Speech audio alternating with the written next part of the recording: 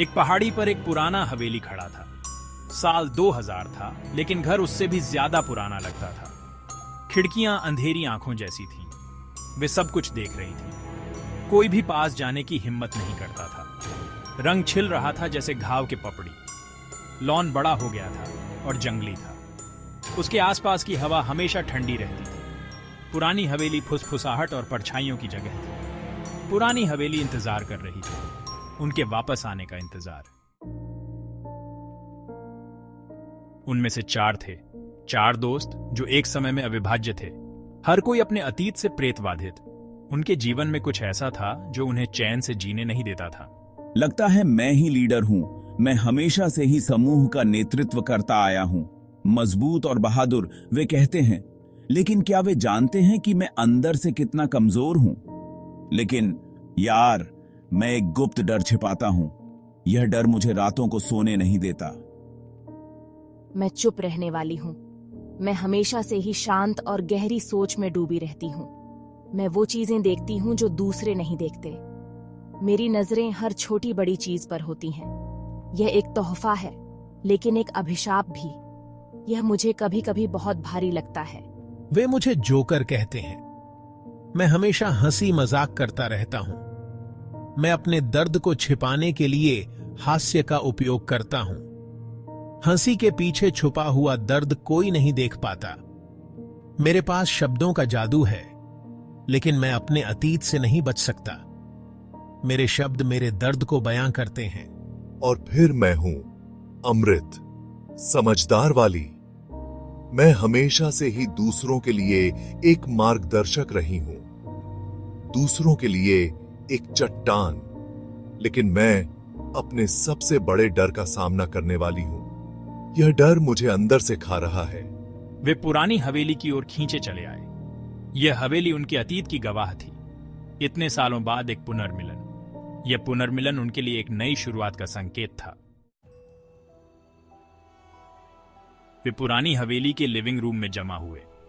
यह जगह रहस्यों से भरी हुई थी और हर कोने में एक कहानी छुपी हुई थी। फर्नीचर पर धूल की मोटी परत जमी हुई थी। ऐसा लग रहा था जैसे सालों से यहां कोई नहीं आया हो। ऊंची छत से मकड़ी के जाले लटके हुए थे। यह जगह समय के साथ ठहर गई थी। हर दोस्त एक बोझ ढो रहा था। उनके चेहरों पर चिंता की लकीरें साफ दिखाई दे रही थीं। उनके अतीत का एक राज, एक ऐसा राज जो उन्हें चैन से सोने नहीं देता था। मैंने अपने दादाजी को हवा में गायब होते देखा था। यह दृश्य आज भी मेरी आंखों के सामने तैरता है।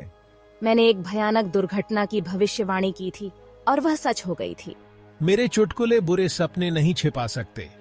मैं हंसता हूं, लेकिन अंदर से डरता हूं। वे इस पुरानी हवेली के बारे में हैं।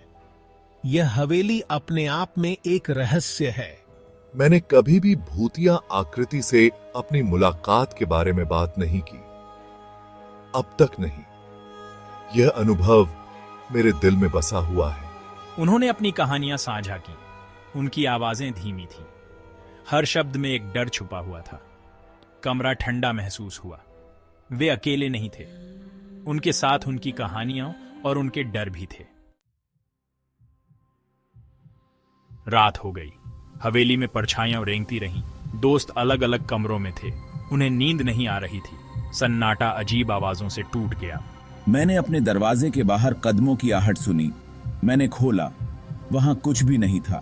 मैंने खिड़की से चेहरों को मुझे घूरते हुए देखा। जब मैंने फिर से देखा तो वे चले गए थे। मेरी हंसी फुसफुसाहट को दूर नहीं कर सकी। वे मेरा नाम पुकार रहे थे। मैंने अपने चेहरे पर एक ठंडी सांस महसूस की। मैंने कंबल कसकर खींच लिया, पर कोई फायदा नहीं हुआ। ठंड मेरा पीछा करती रही। पहली रात तो बस शुरुआत थी। अगले दिन उन्होंने हवेली का पता लगाया। हवा डर से भारी हो गई। फुसफुसाहट हमारे पीछे आई। वे दीवारों से ही आते हुए लग रहे थे। हमें एक छिपा हुआ कमरा मिला। अंदर एक धूल भरी पुरानी डायरी। यह हवेली के पूर्व मालिक की थी। उन्होंने अजीब घटनाओं के बारे में लिखा था। उसने वही चीजें देखी और सुनी थीं जो हमने देखी थीं। डायरी अचानक खत्म हो गई। मालिक बिना किसी निशान के गायब हो गया था। दोस्तों ने चिंतित नजरों का आदान प्रदान किया। क्या हम खतरे में थे? भाग 6 अटारी का राज।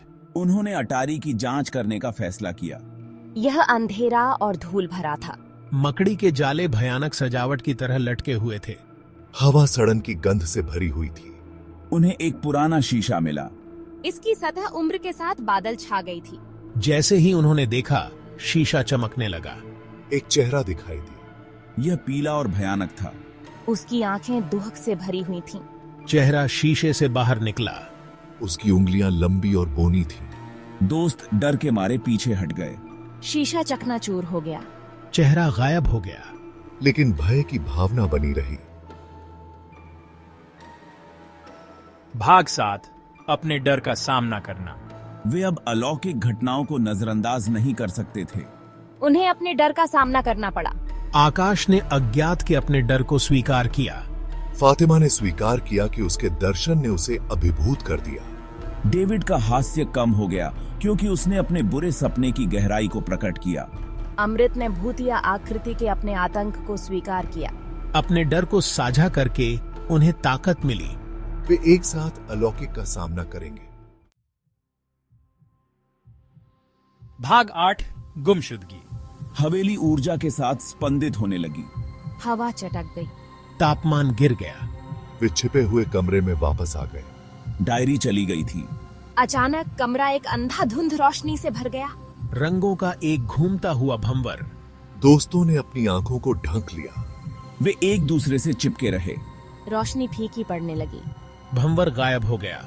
जब उन्होंने अपनी आंखें खोली तो डेविड चला गया था। भाग 9 एक अशांत भावना। ये कहानी एक ऐसी रात की है जब सब कुछ बदल गया। बचे हुए दोस्तों ने डेविड को खोजा। वे हर कोने में, हर कमरे में उसे ढूंढ रहे थे।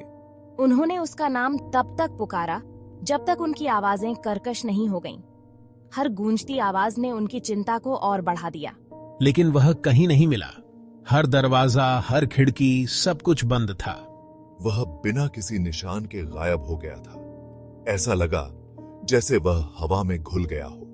दोस्त हवेली से चले गए। उनके दिलों में डर और दिमाग में सवाल थे। वे हिल गए थे और घबरा गए थे। उनकी आंखों में डर साफ झलक रहा था। उन्हें कोई जवाब नहीं मिला, केवल और प्रश्न मिले।